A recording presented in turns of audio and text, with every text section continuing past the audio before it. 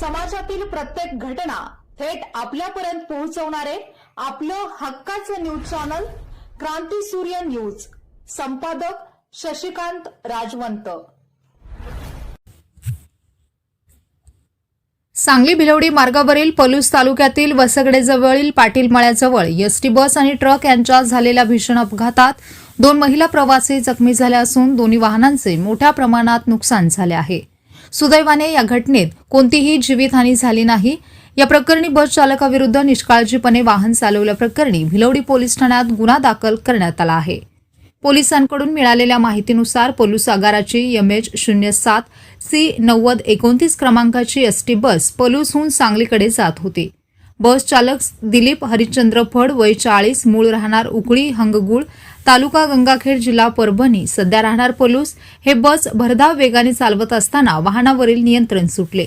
त्याचवेळी समोरून सांगलीहून खंडोबाची वाडीकडे जात असलेल्या MH04 CG 9195 क्रमांकाच्या ट्रकला बसने जोरदार धडक दिली.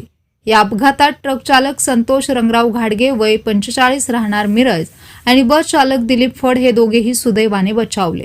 मात्र बसमधील स्वालिया सुलतान मिर्जे वय 22 राहणार माळवाडी, तालुका पलूस आणि महेरा सिकंदर मुल्ला वय 63 राहणार भिलवडी या 2 महिला प्रवाशांना दुखापत झाली. जखमींवर तातडीने प्राथमिक उपचार करण्यात आले.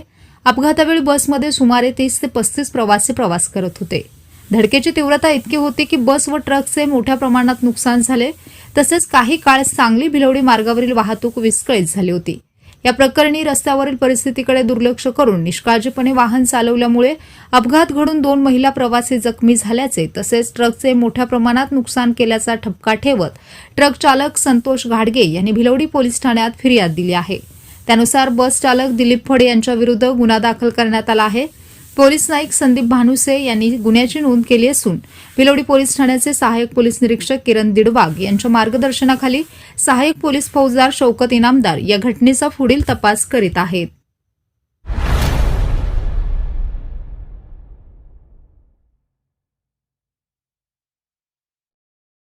क्रांती सूर्य न्यूज.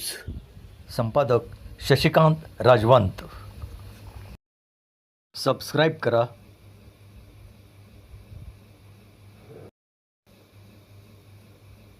बेल आयकॉनला क्लिक करा आणि लाईक करायला विसरू नका.